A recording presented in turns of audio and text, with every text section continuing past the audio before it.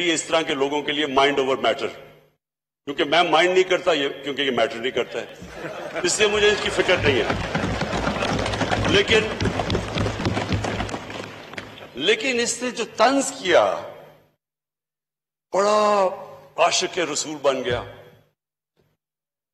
دیکھیں یہی آدمی، یہ فورن منسٹر تھا، یہ جاتے ہیں واشنگٹن، وہاں ایشیا سوسائٹی کو وہ انٹرویو کر رہے تھے، وہ ایشیا سوسائٹی والا ان سے پوچھتا ہے کہ آپ میں پی ایم ایل این میں اور پی ٹی آئی میں فرق کیا ہے؟ بڑے اپنا سوٹ شوٹ پہن کے بتا کے کہ ہم لبرل ہیں اور یہ دینی جماعت کے ساتھ ہیں، یعنی ہم پی ٹی آئی دینی جماعتوں کے ساتھ ہے اور یہ لبرل ہے۔ یہ لبرل ہیں لیکن صرف ایک طرح، یہ لبرلی کرپٹ ہے۔ مجھے فکر صاحب، میں کیونکہ میں مغربی کلچر کو ان سب سے بہتر جانتا ہوں، میرا کرکٹ کی وجہ سے ٹائم گزرا ہے، میں آج آپ کو اس اسمبلی کے فلور پہ کہنا چاہتا ہوں، جتنا نقصان اس ملک کی لیڈرشپ نے پاکستان کو پہنچایا ہے، ہمارے امیج کو کوئی دشمن نہیں پہنچا سکتا تھا۔ یہ کیا کرتے ہیں؟ میں تب سے سن رہا ہوں، یہ 1988 سے میں یہ سن رہا ہوں، جو جاتا ہے مغرب میں وہ کیا کہتا ہے؟ جناب مجھے بچا لو، امریکنوں کو کہتا ہے کہ مجھے بچا لو، میں آپ کی طرح لبرل اور ماڈریٹ ہوں، باقی یہ سارے یہ ملک میں انتہا پسند ہیں، اگر مجھے نہ بچائے انتہا پسند پاکستان کو ٹیک اوور کر لیں گے۔ یہ کانسٹنٹلی آپ کوئی اسٹیٹمنٹ ان کو اٹھا کے دیکھیں، یہ سارے وہاں جا کے لبرل بن جاتے ہیں، ماڈریٹ بن جاتے ہیں، کیونکہ ان کا ایمان نہیں ہے۔ میں جتنی آپ ایک میری اسٹیٹمنٹ اٹھا کے دیکھ لیں، واشنگٹن میں، ڈیوس میں، نیو یارک میں، یونائٹڈ نیشن جنرل اسمبلی میں نے ہر جگہ کہا کہ میری ویژن ہے پاکستان کو ایک مدینہ کی ریاست کے اصولوں پہ کھڑا کرنا۔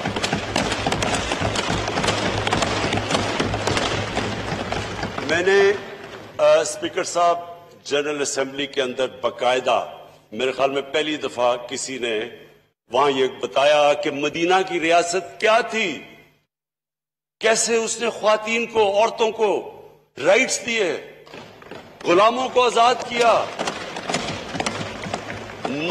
مائنورٹیز کو ایکول سٹیٹس دیا، برابر کے شہری بنایا۔ کہ ادھر میں نے بتایا کہ یہودی کیس جیت جاتا ہے، حضرت علی رضی اللہ تعالیٰ ان کا کیا مقام تھا اسلام میں اور کیا ہے، ان سے وہ کیس ہار جاتے ہیں یہودی سے۔ یہ تھا انصاف کا وہ نظام، یہ ایکوالٹی تھی، یہ رول آف لا تھا۔ اور وہاں مدینہ کی ریاست کی سب سے بڑی چیز یہ تھی کہ انسانیت تھی، وہاں پہلی ویلفیئر سٹیٹ تھی۔ آخری خطبے میں ہمارے نبی محمد صلی اللہ علیہ وسلم آخری خطبے پہ کھڑے ہو کے کہتے ہیں کہ سب انسان برابر ہے، کوئی ریس، جو بھی مرضی آپ کا رنگ ہو، سب انسان حضرت آدم کی اولاد ہے۔ آج آپ امریکہ میں دیکھیں جو بیچارے افریقن امریکن سے جس طرح بیچارے وہ سڑکوں پہ نکلے ہوئے ہیں، آج تک ان کو وہ نہیں کیا جو 1500 سال پہلے ہمارے نبی صلی اللہ علیہ وسلم نے ریسزم کے خلاف بات کی تھی۔ ایک ماڈرن سٹیٹ تھی جو ماڈرن پرنسپلز پہ تھی۔ اور میں بار بار ایک چیز کہتا ہوں، اللہ نے ہمیں قرآن میں حکم دیا کہ ہمارے نبی صلی اللہ علیہ وسلم کی سنت پہ چلو۔ وہ کس لیے کہا ہے؟ ہماری بہتری کے لیے۔ جو انسان ان کی سنت پہ چلے گا وہ آٹومیٹکلی اوپر چلا جائے گا، اور جو قوم مدینہ کی ریاست پہ اصولوں پہ چلے گی وہ اٹھ جائے گی، چاہے وہ مسلمان نہ بھی ہوں۔ آج جو محمد عبدو نے، ایک بہت بڑا اسکالر تھا، وہ جب یورپ گیا پہلی دفعہ آج سے 100 سال پہلے، تو جب وہ واپس آیا مصر میں، تو اس نے بڑی زبردست بات کی۔ اس نے کہا میں یورپ گیا، وہاں مسلمان نہیں نظر آئے لیکن بڑا اسلام نظر آیا۔ اور واپس آ کے کہتا مصر میں کہ یہاں مسلمان تو بہت ہے، مجھے بڑا کم اسلام نظر آ رہا ہے۔ جو ان کی سنت پہ چلے گا اللہ تو اس کو مانتا ہے۔ جو انسانیت ہوگی، جس معاشرے میں انصاف ہوگا، جس میں میرٹ ہوگی، جس کے اندر انسانوں کو برابر کا سمجھا جائے گا، وہ معاشرہ دنیا میں اوپر چلا جائے گا۔ اور آج آپ نے اگر اسکینڈینیوین، جو میں نے جا کے دیکھا اسکینڈینیوین ممالک میں، آپ دیکھیں گے کہ وہاں کس طرح کی ان کی کتنے وہ قریب ہیں مدینہ کی ریاست کے اور ہم کتنے دور ہیں اس سے۔ جو مجھے جو میرا آخری پوائنٹ ہے، آخری پوائنٹ سے پہلے میں صرف آج سب اس ہال کے سامنے اکنالج کرنا چاہتا ہوں جو پاکستان کے ہیلتھ ورکرز ہیں، ہمارے ڈاکٹرز ہیں، جتنی وہ فرنٹ لائن میں محنت کر رہے ہیں۔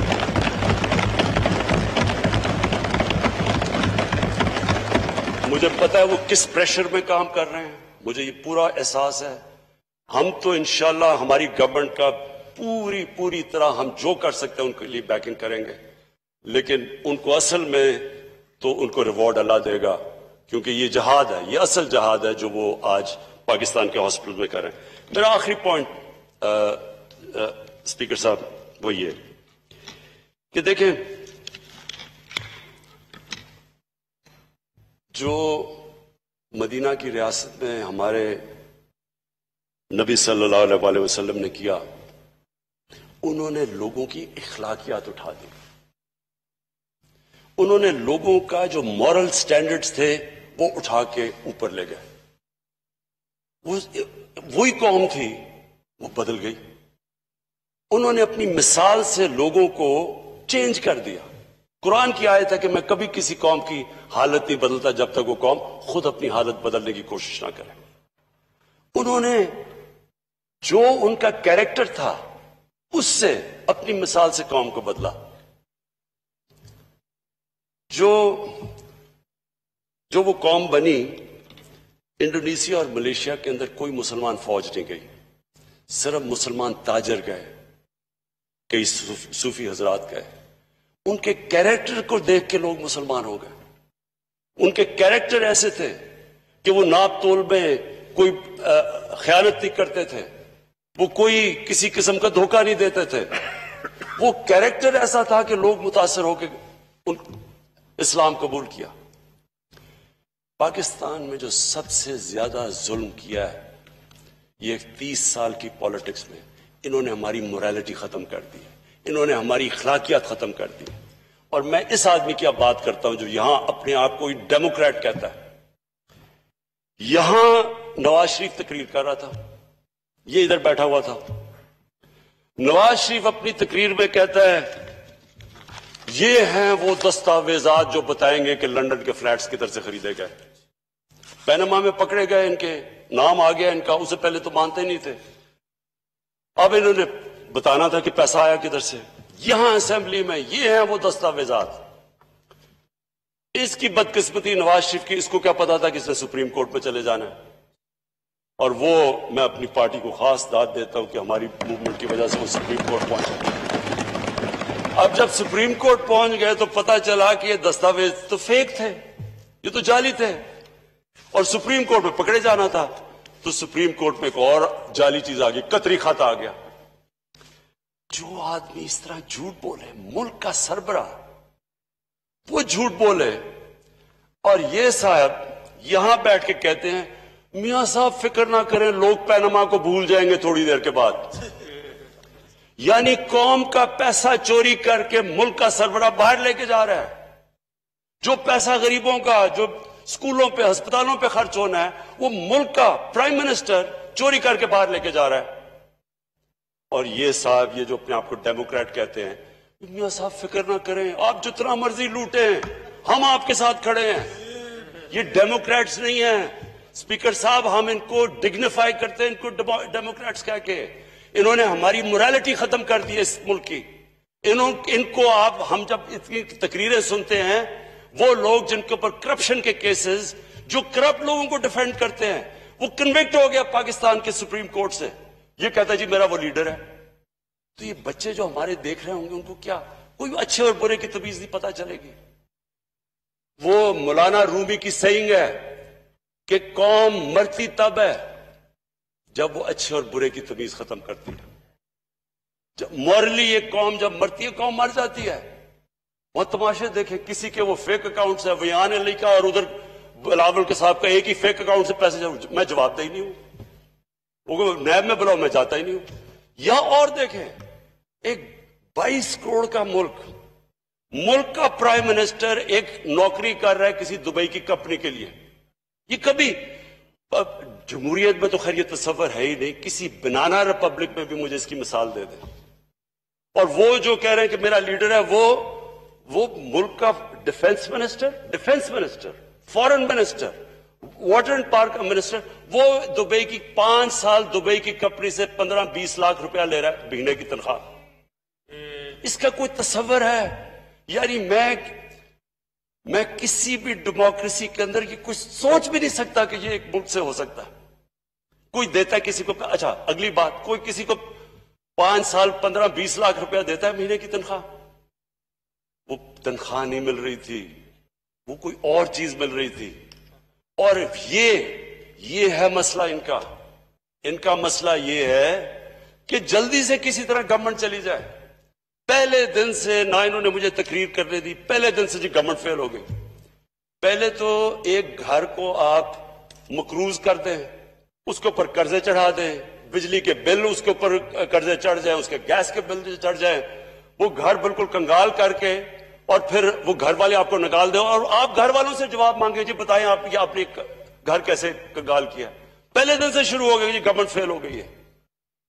گورنمنٹ جب یہ 10 سال دونوں حکومت کر رہے تھے تب ان کو نہیں پتا چل رہا تھا کہ جب 6 ٹریلین سے ملک کا قرضہ 30 ٹریلین پہ جا رہا تھا تب انہوں نے نہیں کبھی کہا کہ گورنمنٹ فیل ہو رہی ہے, کہ ہم گرانا چاہیے جی گورنمنٹ کو. تب تو اکٹھے ہو جاتے تھے بچانے کے لیے ایک دوسرے کو. ابھی گورنمنٹ کو 20 مہینے ہوئے ہیں, پہلے دن سے جی فیل ہو گئی. وہ کبھی وہ کنٹینر پہ سارے چڑھ جاتے ہیں, کبھی کچھ ہے. ان کے اندر کامن کیا ہے؟ کوئی اپنے آپ کو لبرل کہتا ہے, کوئی کہتا ہے دینی ہے, کوئی کچھ ہے. خیر نون لیگ کا تو کچھ بھی ہو سکتا ہے, کبھی جہادی بھی بن جائیں گے, کبھی جہادیوں سے بھی پیسے لے لیں گے, اور کبھی انگلینڈ امریکہ میں لبرل بھی بن جائیں گے. ان کا کوئی دین ایمان تو ہے ہی نہیں. یہ اکٹھے ایک ہی پوائنٹ پہ ہیں. اسپیکر صاحب ان کو ڈر لگا ہوا ہے, جس طرح ابھی ہمیں دبئی سے چیزیں مل رہی ہیں کہ تنخواہ کیوں مل رہی تھی, ان کو پتا ہے کہ ہمیں چیزیں مل رہی ہیں. ان کو سب کو ڈر لگا ہوا ہے کہ جتنی دیر یہ گورنمنٹ رہے گی ان کے ساری جو چیزیں جو انہوں نے یہ جو قرضہ چڑھایا تھا 30,000 ارب کا, یہ ان کو پتا ہے کہ ہمیں چیزیں مل رہی ہیں. اس لیے جلدی میں ہے کسی طرح گورنمنٹ چلی جائے, کسی طرح ان کی چوری بچ جائے. تو میں کنکلوژن میں صرف جو میں اپنی ساری پارٹی کو اس دن کہہ رہا تھا, میں نے یہ جب کہا کہ میں نے یہ نہیں کہا کہ ہماری گورنمنٹ نہیں جانے والی, یا میں نے یہ نہیں کہا جس طرح کبھی کو کہ جی کرسی بڑی مضبوط ہے. کوئی مضبوط نہیں ہوتا, اللہ کے اوپر ہوتا ہے. آپ آج ہیں کل نہیں ہیں.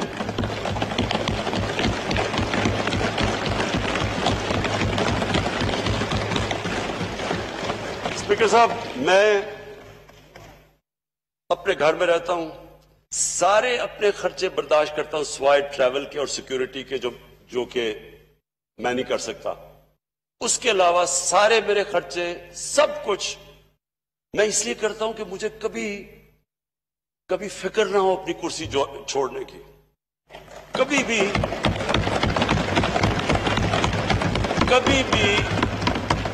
کبھی بھی مجھے اپنے اصولوں پہ اور نظریے پہ کمپرومائز نہ کرنا پڑے.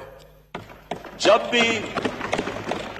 بھی مجھے کہا گیا کہ جو ہو یہ چینی ماں یہ تو مشرف نہیں کر سکا, یہ تو آپ کو گرا دیں گے, یا بھی پی آئی کی جی رپورٹ دبا دیں. سوچیں, میں کہتے پی آئی کی رپورٹ دبا دو, یعنی آپ اگر فیک نہیں یہ پبلش کرتے کہ یہ لوگوں کے فیک لائسنسز ہیں, یعنی لوگوں کی جانوں خطرے میں, اگر کوئی آپ کو پتا ہو رپورٹ میں کہ کوئی فیک لائسنس ہے اور آپ نہ کریں, کوئی کریش ہو جائے, تو خون تو میرے ہاتھوں پہ ہے, ہم ساری قوم کے اوپر ہے. تو کبھی بھی, اور میرے ینگ پارلیمنٹرینز کو میں یہ کہنا چاہتا ہوں کہ کبھی بھی آپ کو اپنی کرسی چھوڑنے سے گھبرانا نہیں چاہیے, کبھی ڈر نہیں ہونا چاہیے.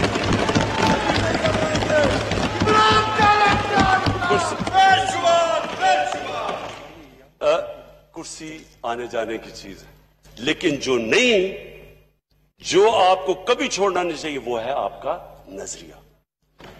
जब तक स्पीकर साहब, जब तक हम अपने नजरिए पे खड़े रहेंगे, ऊंच नीच आएगी। और प्लीज ये मेरी बात सब, मैं अपनी पार्टी को कह रहा हूं, ये याद रखें, ऊंच नीच जिंदगी का हिस्सा है। जितनी बड़ी आपकी स्ट्रगल, उतनी आपकी ऊंच नीच। कोई आज तक दुनिया में किसी ने बड़ा काम नहीं किया जो ऊपर जाके नीचे नहीं गिरा, फिर खड़ा हुआ, फिर नीचे नहीं गिरा। यानी स्ट्रगल के बगैर आज तक किसी ने दुनिया में कोई काम नहीं किया। जब आप स्ट्रगल के बगैर एक पार्टी का चेयरमैन आपको बना देते हैं, तो आप कहते हैं फिर जब बारिश आता है तो पानी आता है। क्योंकि आप बस यानी आपने कभी स्ट्रगल ही नहीं की। आप लॉकडाउन लॉकडाउन लॉकडाउन कह रहे हैं, यही नहीं पता कि बेचारे गरीब बस्तियों में लोग रहते हैं कैसे, क्योंकि आपको पता ही नहीं है। लीडरशिप एक स्ट्रगल का नाम है। एक स्ट्रगल लीडर को बनाता है। मुश्किल वक्त लीडर का तो सबसे बड़ा टेस्ट ही होता है मुश्किल वक्त में, और वो मुश्किल वक्त में तब खड़ा होता है जब उसको स्ट्रगल करनी आती है, वो घबराता नहीं है। तो ये जो हमारा मुल्क जिधर आज खड़ा है, स्पीकर साहब, ये मैं आज आप सबके सामने कहूं कि फिर से मैं रिपीट करता हूं, कई तरह ये हमारी तारीख का सबसे मुश्किल वक्त है, और कई तरह इंशाअल्लाह ये अगर हम ये जो रिफॉर्म्स मैंने आपको कह दी, जो हमारा पूरा प्रोग्राम बन गया है कंस्ट्रक्शन इंडस्ट्री के ऊपर, मैं खुद सारा, मैं अब पूरा मेरे ऑफिस से सारी कंस्ट्रक्शन इंडस्ट्री को हम इस तरह इसलिए चला रहे हैं, जो मैं खुद मॉनिटर कर रहा हूं, कि उसी से हमारे लोगों को नौकरियां मिलेंगी। जब तक हमारा एक यंग पॉपुलेशन है, उनको हमने नौकरियां देनी है, वो कंस्ट्रक्शन से मिलेगी। एग्रीकल्चर को पूरी हम मदद कर रहे हैं। और फिर तीसरी इंडस्ट्री, कि इंडस्ट्री और खास तौर पे स्मॉल और मीडियम, इनकी पूरी कोशिश करेंगे इनको चलाने के लिए। लेकिन ये हमें समझ आना चाहिए कि ये जो अल्लाह ने हमें मुल्क दिया है, जो अल्लाह ने तोहफा दिया पाकिस्तान का, ये तोहफा है। मैं जितना जितना ये 22 महीने में देखा है, अल्लाह ने इतनी नेमतें हमें बख्शी हैं। हमारी कोताही है कि हमने जो अल्लाह की नेमतों की कदर नहीं की। जो चीज आप जगह उठाएं, आप देखेंगे पाकिस्तान को अल्लाह ने वो बख्शी हुई। मैंने सारी दुनिया देखी है। स्विट्जरलैंड चले जाएं, कहते जी न्यूजीलैंड $50,000, सिंगापुर चले जाएं, कोई आप नाम ले, और अल्लाह ने पाकिस्तान को दिया हुआ है।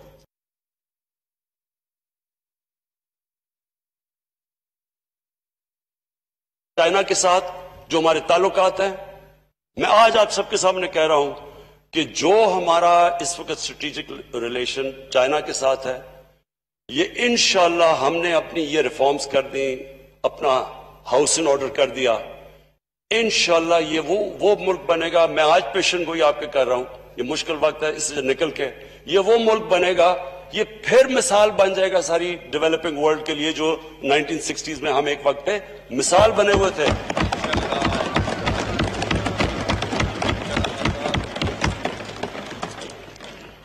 मैं फिर से ये आपको सबको ये कह दूं कि कभी भी इस हमारी जमात को, हमारी गवर्नमेंट को कोई नहीं गिरा सकता, जब तक कि हम अपने नजरिए पे खड़े रहें, अपने प्रिंसिपल पे।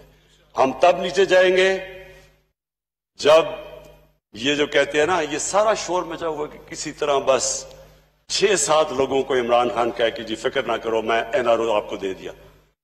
जनरल मुशर्रफ की उस गवर्नमेंट इतनी बुरी नहीं थी, लेकिन जो उसने NRO दिया, उसने इस मुल्क को इधर खड़ा किया ला के।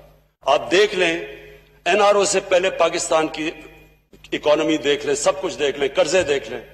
वो जो 2 NRO दिए उन्होंने, उसके बाद जो 10 साल में मुल्क लूटा गया, वो यही चाह रहे हैं मेरे से कि किसी तरह इमरान के ऊपर प्रेशर डलवा के, किसी तरह -1 करवा के ये बच जाएंगे। इन्हें नहीं पता कि ये -1 हो भी गया तो बाकी भी कोई इनको नहीं छोड़ेगा इंशाअल्लाह। एक खबर आपको दे दूं, शफकत महमूद साहब की फहीम प्लीज, शफकत महमूद साहब की वालिदा वफात पाई है। मैं कादरी साहब से रिक्वेस्ट करूंगा दवा फॉर। اللهم آمين. الحمد لله رب العالمين والصلاة والسلام على أشرف الأنبياء والمرسلين سيدنا محمد وآله وأصحابه وأهل بيته وأزواجه وذرياته أجمعين. اللهم اغفرها وارحمها وتجاوز عنها وأنت أرحم الراحمين. اللہ تعالیٰ مرحومہ کی مغفرت فرمائے، درجات بلند فرمائے، اور پسماندگان وارثان کو اللہ تعالیٰ اجر صبر استقامت عطا فرمائے. بحق اللہ اکبر، اللہ اکبر، لا الہ الا اللہ، اللہ اکبر، اللہ اکبر وللہ الحمد. President order, an exercise of power conferred by Clause 1 of Article 54 of the Constitution of Islamic Republic of Pakistan, I hereby prorogue the National Assembly session summoned on Friday, the 5th January